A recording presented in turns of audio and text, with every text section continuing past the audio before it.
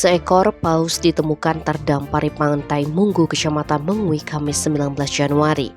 Bangkai paus ini pertama kali dilihat oleh petugas Balawista. Petugas Balawista Badung Made Sukedane mengatakan bangkai paus tersebut dilihat sekitar pukul 6 WITA.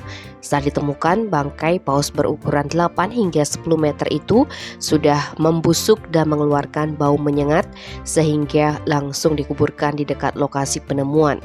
Dikonfirmasi terpisah Kepala Balai Pengelolaan Sumber Daya Pesisir dan Laut Denpasar, Permana Yudiarso menyatakan telah dilakukan pengambilan sampel dari salah satu bagian tubuh paus tersebut.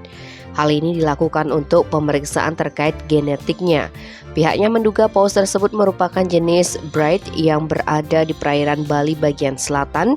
Belum diketahui penyebab kematian paus tersebut lantaran masih menunggu hasil nekropsi atau pembedahan bangkai paus tersebut. Tim Bali Express melaporkan.